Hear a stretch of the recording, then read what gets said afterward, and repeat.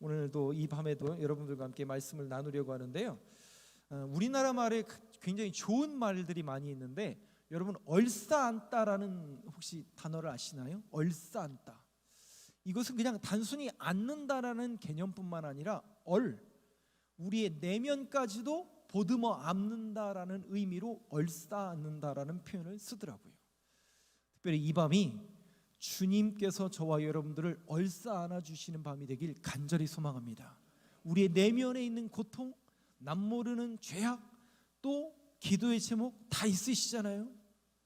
점잖하게 앉아들 계시지만 다 그 부끄러움도 있고 하나님 앞에 기도하고 싶은 것도 있고 간구해야 될 것도 있고, 오늘 이 밤에 그 주님 앞에 모든 것을 내려놓는 밤이 되길 간절히 소망하며 그 주님께서 저와 여러분들을 보듬어 주시길 간절히 소망합니다. 우리 옆에 분들하고 이렇게 인사하실까요? 하나님이 성도님을 얼싸 안아 주실 겁니다. 한번 인사하시죠. 하나님이 성도님을 얼싸안아 주실 것입니다. 그 이름을 가진 사람이 누구라고요? 하바국 선지자라는 이름의 뜻이 얼싸안다. 하나님께서 우리를 안아주신다. 오늘 이 밤이 그런 밤이 되길 원하는데, 저는 2023년의 마지막 금요 심야 기도회를 여러분들과 함께 드리면서 어떤 말씀을 묵상할까? 회고라는 단어 혹시 아시나요? 회고라는 단어는 지나간 일들을 돌이켜 생각한다. 지나간 일들을 돌이켜 생각한다. 돌아보면 2023년 정말 다사달란했고 여러분들의 모든 삶에서도 다사달란했을 뿐만 아니라 제 개인적으로는 아주 뜻깊은 해이기도 합니다. 어떻게 이렇게 시간이 훌쩍 지나왔는지 모를 정도로 바쁘고 또 주의 일을 하면서 기쁜 마음으로 감당할 수 있어서 너무나 하나님 옆에 감사한 마음뿐입니다. 오늘 그런 의미에서 회고를 하는, 또 새로운 해를 전망하는 그런 의미에서 여러분들과 시편 40편 말씀을 같이 한번 나눠보려고 합니다. 어디에 초점이 있는가 여러분들이 한번 요 다윗의 시편을 통해서 한번 귀를 기울여 주셨으면 좋겠는데요. 1절 말씀에 이렇게 써 있습니다. 다윗의 노래거든요. 다윗이 뭐라고 하느냐? 여호와를 기다리고 기다렸더니, 간절히 기다려다 2번 나온다라는 건 증인의 수라고 그랬잖아요.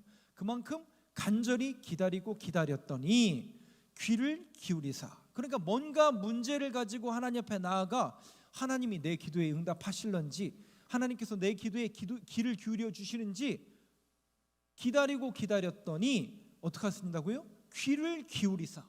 여기 귀를 기울이사는 누가 귀를 기울이신다는 거예요? 하나님이 귀를 기울이신다라는 겁니다. 여러분 정말 소망의 메시지 아닙니까? 하나님은 우리의 기도 가운데 귀를 기울여 주시는 분이심을 믿습니다. 오늘 이 밤에도 저와 여러분들이 이 소망이 있는 겁니다. 하나님은 언제나 우리의 기도에 귀를 기울여 주신다. 여러분 신약 성경에 보면 쉬지 말고 기도하라, 굉장히 무서운 말씀이잖아요. 안 그러세요? 쉬지 말고 기도하라고 그랬으니까 우리 어떻게 기도해야 돼요? 내일부터 빡시게 쉬지 말고 막 1초도 틈을 주지 않고, 마귀에게 틈을 주지 말라고 그랬으니까 1초도 틈을 주지 말고 쉬지 말고 기도해야 되는데 물리적으로 어렵잖아요. 그죠? 근데 이게 문학적인 표현인데 어떤 의미냐면 그 기도를 누가 들으신다는 거예요? 하나님 쪽에서 하나님이 귀를 기울이고 계신다라는 의미가 그 안에 내포되어 있어요. 그러니까 하나님께서 언제나 우리의 기도의 제목에 귀를 기울여 주실 것을 내가 믿기 때문에 어떻게 기도할 수 있는 거예요? 쉬지 않고 기도할 수 있는 겁니다. 그 의미가 그 안에 담겨져 있는 겁니다. 하나님은 우리의 기도에 귀를 기울여 주시는 분이다. 이런 믿음의 고백이 오늘 이 밤 저와 여러분들의 고백이 되길 간절히 소망합니다. 그러니까 우리는 쉬지 않고 기도할 수 있는 거죠. 근데 문제는 뭐냐? 다윗이 왜 간절함과 기다리고 기다렸더니, 뭔가 간절함과 뭔가 자신에게 문제가 있는데 그 문제가 뭔가? 나의 부르짖음을 들으셨도다. 저는 오늘 이 다윗의 시편에 왜 다윗이 이 시편 40편을 썼을까에 대한 논란의 여지는 많아요. 이런 의미로 썼다, 저런 의미로 썼다, 이런 배경으로 썼다, 의견은 분분하지만 저는 한쪽으로 좀 치우치겠습니다. 어느 쪽으로 치우치냐? 나의 부르짖음을 들으셨도다. 즉 뭔가 다윗이 하나님 앞에 기도 제목을 막 쏟아놓고 있는 거예요. 하나님, 나를 고쳐주시든지 회복시켜주든지 뭔가 나를 용서해 주시든지, 여러 가지 의미가 있지만 저는 딱 한 가지에 초점을 맞추고 싶은데, 나를 용서하여 주옵소서. 뭐라고요? 용서하여 주옵소서. 그러면 뭔가 다윗이 뭘 했다는 얘기예요? 죄 지은 거죠. 죄 지은 거죠. 여러분, 다윗이 그렇게 큰 죄를 지은 게 뭐 있었나요? 네? 그쵸. 바로 튀어나와야 되죠. 밧세바 사건. 네. 밧세바 사건 아니에요? 밧세바 사건? 은밀한 죄 아니에요? 은밀한 죄? 모를 줄 알았잖아요. 그죠? 모를 줄 알았잖아요. 근데 누가 와서 고발해줘요? 나단 선지자가 와서, 네가 왕, 당신이 죄인입니다. 아니 어디서 삿대질이야? 그죠? 야, 내가 왕인데 내 죄를 내가 어떤 사람인데? 근데 여러분 보세요. 그 은밀한 죄가 들통이 나더라고요.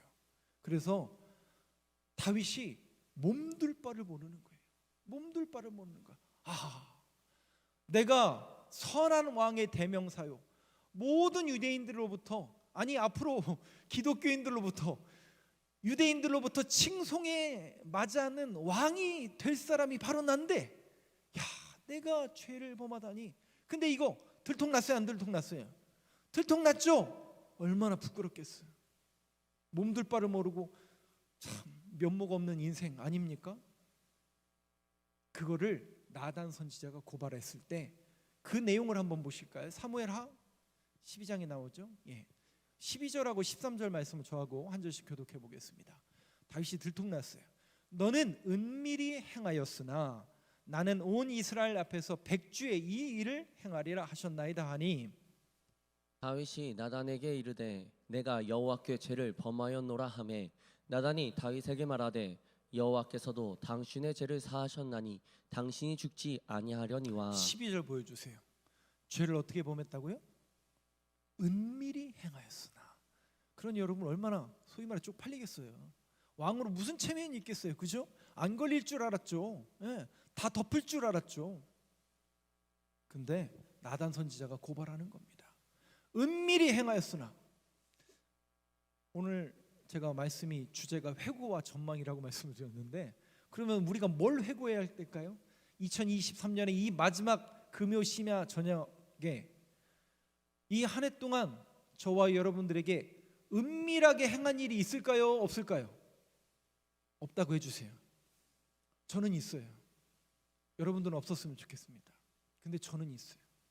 목사에서 체면상 여러분들 앞에 부끄러운 게 너무나 많습니다. 모자란 건 너무나 많습니다. 뭐 하나님은 고사하고 제 아내한테도 부끄럽고 제 아들한테도 부끄러워요. 그 은밀한 죄가 저한테 있더라고요. 여러분 이거 어떻게 해야 돼요? 그냥 덮어둘까요? 내일 모레 회개할까요? 아니요. 오늘 이 밤에 저와 여러분이 2023년을 한 해를 마무리하면서 알고 지은 죄, 모르고 지은 죄, 덮어두었던 죄 다 하나님 앞에 낱낱이 고발할 수 있는 밤이 되길 간절히 소망합니다. 성령 하나님이 생각나게 하는 은혜가 임하길 간절히 소망합니다. 그거 나 잊어먹고 있었는데 생각나는 은혜, 뭐 어떻게 해야 돼요? 회개하시면 되죠. 하나님께 회개하시면 되죠. 그래서 13절 보여주시죠. 다윗이 나단에게 이르되 내가 여호와께 죄를 범하였노라. 다윗의 위대함이 이거예요. 여러분 생각해 보세요. 다윗은 지금 뭡니까? 왕이죠. 체면상 내가 지금 누군데, 너는 내 신하일 뿐이고 내가 지금 어떤 자리에 있는 사람인데, 그럴 수도 있는 문제 아니에요? 그런데 여러분 보세요. 다윗은 정확합니다.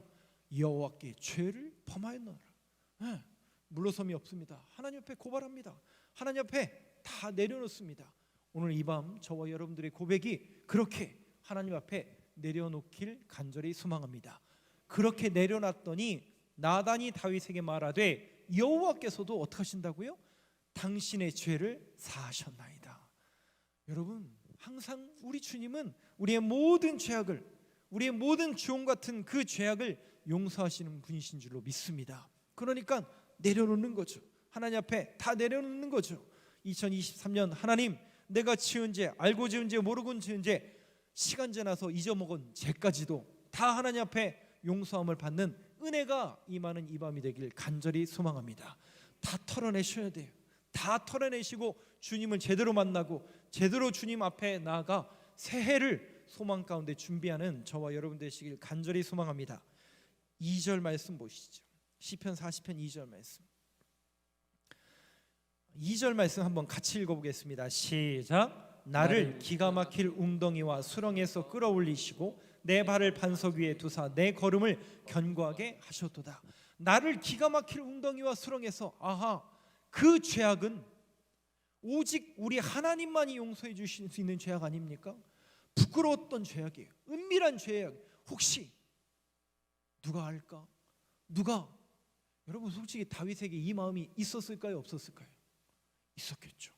여러분 죄를 안 지어보셔서 모르겠지만 저는 죄를 많이 짓다 보니까 그렇더라고요. 그게 이 정도는 모르겠지, 이 정도는 은밀한 죄니까 모르겠지. 근데 여러분 놀라운 사실 뭔지 아세요? 제가 은혜를 받은 사람이고 성령 하나님이 내게 내주함을 가장 정확하게 느낄 때가 언제냐면 제 얼굴이 빨개질 때예요. 부끄러워가지고. 왜? 목사인데 이것도 못하고, 목사인데 이런 짓 하고 있고. 목사님은 되게 죄를 많이 짓는구나. 네, 저 죄 많이 지어요. 그러나 중요한 것은 그 죄가 드러날 때마다 하나님 앞에 감사해요. 왜 그런 줄 아세요? 회개할 수 있으니까. 회개할 수 있으니까 그런 거예요. 나를 기가 막힐 웅덩이와 수렁에서 끌어올리시고, 그 부끄러움과 민낯이 철저하게 드러나지만 결국 내 발을, 내 걸음을 반석 위요 걸음을 견고하시게 하시는 분이 누구라는 얘기예요? 여러분 여기 보면 내 발을 어디로? 반석 위에 두사. 아하, 내 발을 반석 위에 두는, 내 인생을 결국 반석 위에 두시는 분은 우리 하나님이시구나. 그 반석은 누구를 의미하고 누구를 상징하는, 누구를 예표하는 그림입니까? 오실 메시아, 오실 그리스도. 신약에 보면 어디에 집을 지으라고요? 반석 위에 집을 지으라. 반석이라는 별명을 누가 얻습니까? 페트로스. 반석이란 뜻입니다. 그 위에 뭘 세우시겠다고요?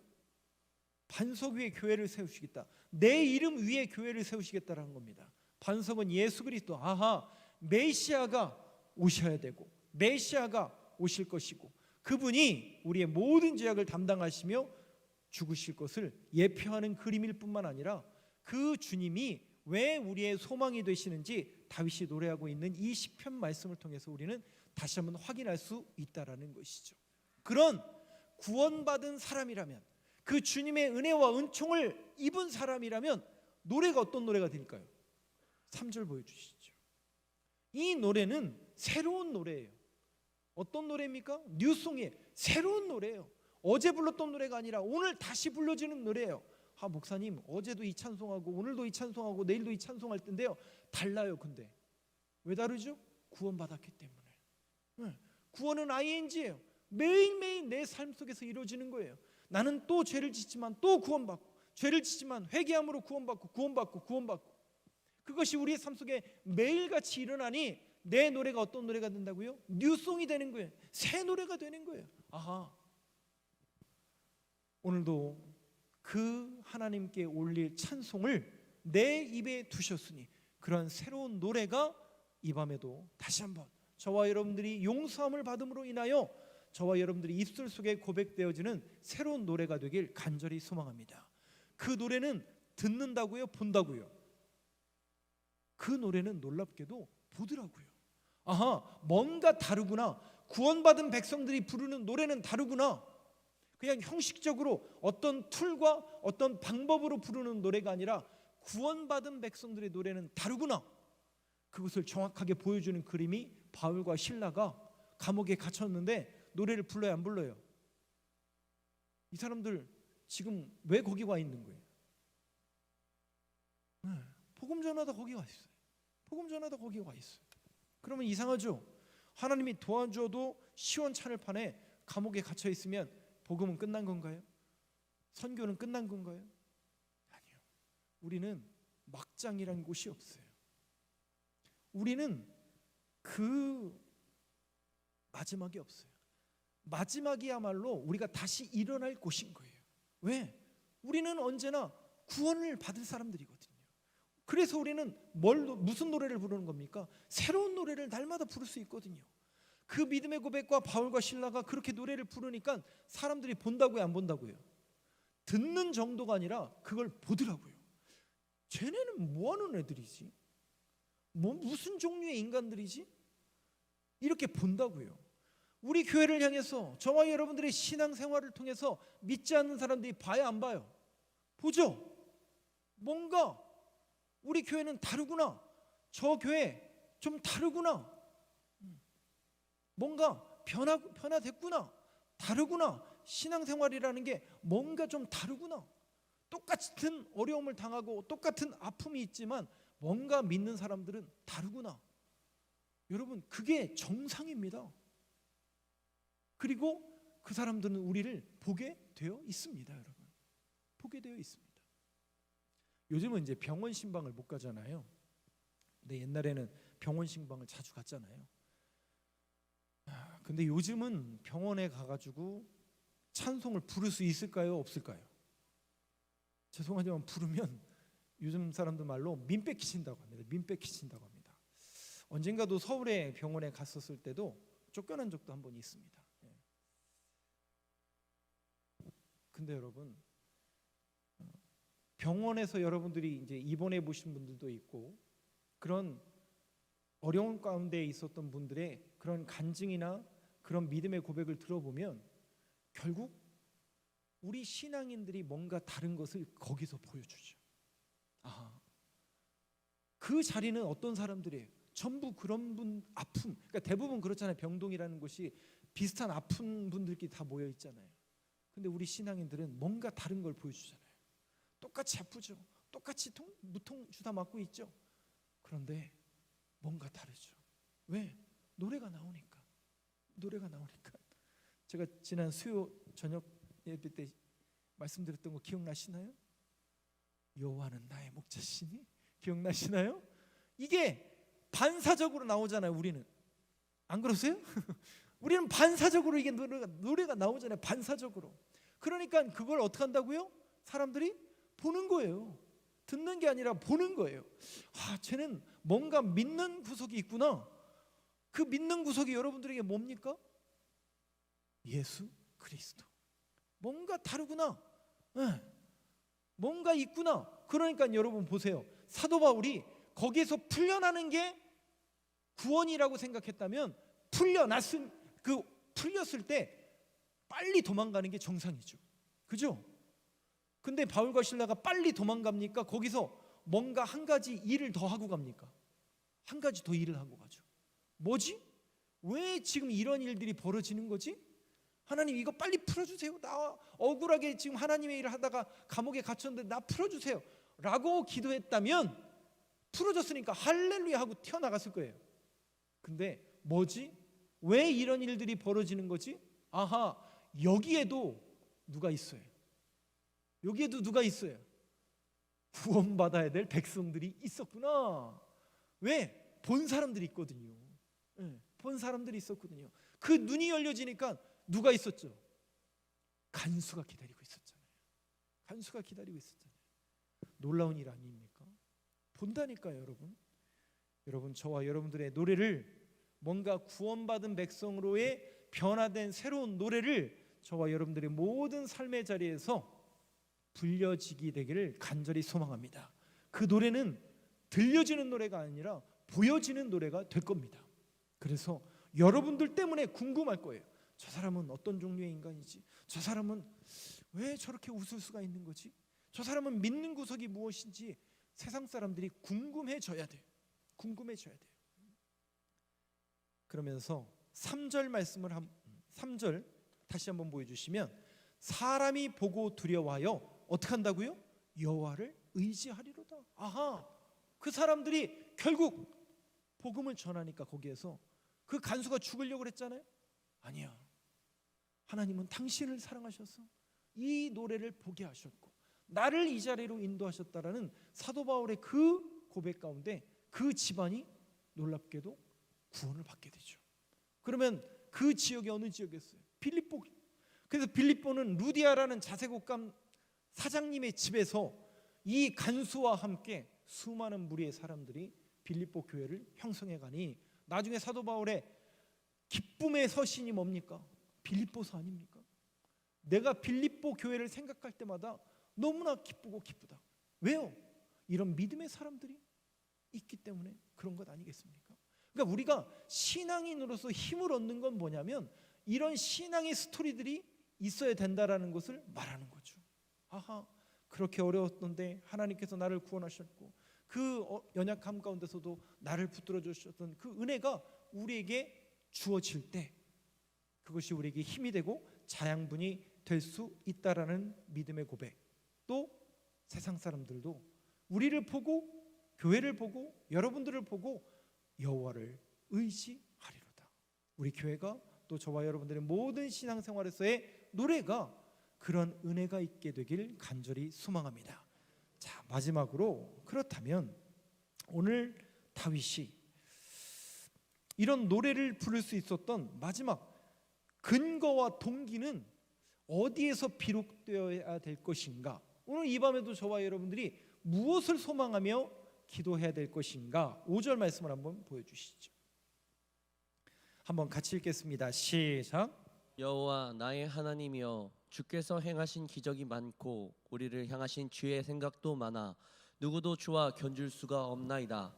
내가 널리 말하고자 하나 너무 많아 그 수를 셀 수도 없나이다. 이 말씀은 무슨 얘기냐면 주님이 나를 안다는 얘기예요, 모른다는 얘기예요?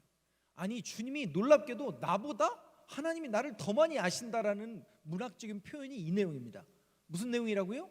하나님이 나를 아시는데 나보다 더 많이 아신다라는 문학적인 표현이 5절의 말씀입니다. 그러면서 6절 한번 보시죠. 6절부터 8절까지 저하고 한 절씩 교독해 볼게요.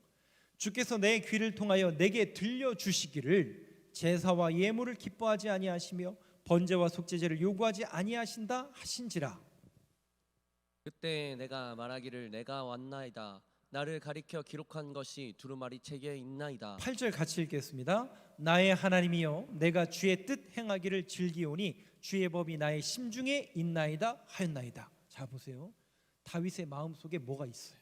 그게 뭔가 6절부터 6절 다시 한번 보여주세요.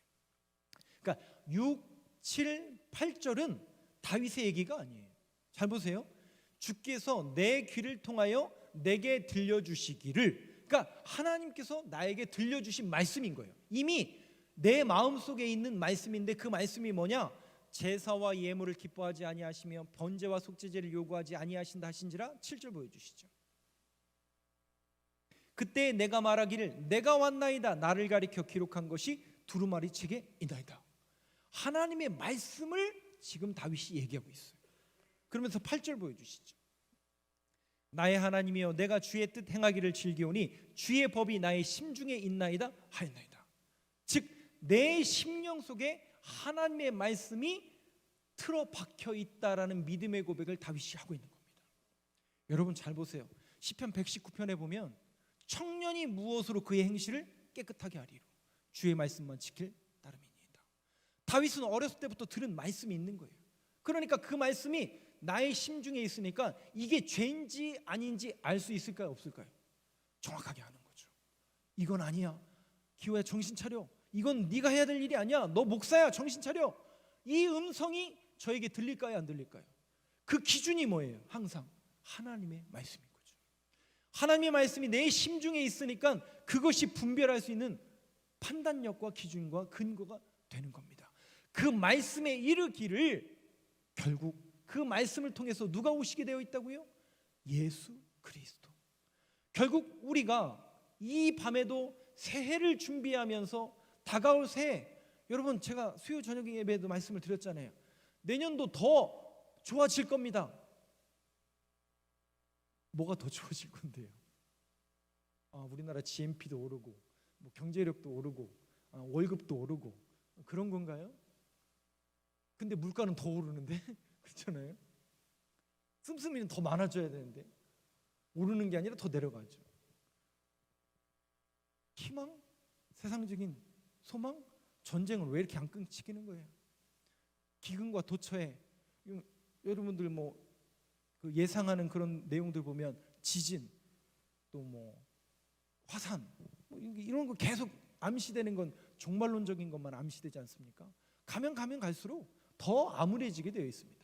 그런데 저와 여러분이 소망 가운데 새해를 준비할 수 있는 이유는 뭐라고요? 단 하나, 주님이 나와 함께 하심을 믿기 때문에 2024년도 저와 여러분들에게 소망의 해가 될 줄로 믿습니다. 이 말씀이 다윗만 고백하는 말씀이 아니에요. 여러분 잘 보세요. 놀랍게도 이 말씀을 누가 인용해서 쓰냐면 히브리서 기자인 히브리서의 그 기자가 고백하고 있어요. 그게 히브리서 10장에 나와 있는 말씀인데 말씀만 읽고 제가 결론을 딱 내리겠습니다. 저하고 또 한번 교독을 해보겠습니다. 3절 말씀. 그러나 이 제사들에는 해마다 죄를 기억하게 하는 것이 있나니 이는 황소와 염소의 피가 능히 죄를 없이 하지 못함이라. 5절 보여주시죠. 그러므로 주께서 세상에 임하실 때에 이르시되 하나님이 제사와 예물을 원하지 아니하시고 오직 나를 위하여 한 몸을 예비하셨도다. 번제와 속죄제는 기뻐하지 아니하시나니 이에 내가 말하기를 하나님이여 보시옵소서. 두루마리의 책에 나를 가리켜 기록된 것과 같이 하나님의 뜻을 행하러 왔나이다 하셨느니라. 위에 말씀하시기를 주께서는 제사와 예물과 번제와 속죄제는 원하지 아니하고 기뻐하지도 아니하신다 하셨고 이는 다 율법을 따라 드리는 것이라. 그 후에 말씀하시기를 보시옵소서. 내가 하나님의 뜻을 행하러 왔나이다 하셨으니 그 첫째 것을 폐하심은 둘째 것을 세우려 하심이라. 이 뜻을 따라 예수 그리스도의 몸을 단번에 들이심으로 말미암아 우리가 거룩함을 얻었노라. 모든 말씀의 완성이 예수 그리스도를 통해서 완성이 되는 겁니다. 주님은 그냥 오신 게 아니에요. 말씀이 육신되어 이 땅에 내려오신 그분이 맞으세요. 그분은 단번에 십자가에서 모든 죄악을 담당하시기 위해서 이 땅에 내려오신 그분이 맞아요. 그리고 그분을 믿음으로 인하여 우리가 주님 앞에 담대히 나아갈 수 있는 근거와 원인과 동기가 되었다고요. 결국 우리가 새해도 붙잡아야 될 건 무엇인가? 하나님의 말씀, 예수 그리스도. 여러분 그런 믿음의 고백이 저와 여러분 되시길 간절히 소망합니다. 그런 믿음의 고백으로 오늘도 말씀하시면 그 말씀에 붙들리게 하여 주시고 오늘도 주님께서 우리를 사랑하심으로 말미암아 하나님 앞에 나아가며 특별히 두 가지 기도의 제목입니다. 첫 번째는 하나님 회고와 전망이라고 말씀드렸잖아요. 이 한 해 동안 은밀하게 지었던 죄들이 있습니다. 생각나게 하시고 용서하여 주시고 고쳐주시고 회복시켜 주옵소서. 새해가 다가오고 있습니다. 주님만 바라보게 하시고 믿음의 주여 온전케 하시는 인 예수님께 붙들리는 이 밤 우리의 고백과 기도의 제목이 될 수 있도록 인도하여 주시옵소서. 주님 말씀하시면 내가 나아가겠습니다 라는 믿음의 고백으로 나아가는 저와 여러분들의 고백이 되길 간절히 소망합니다.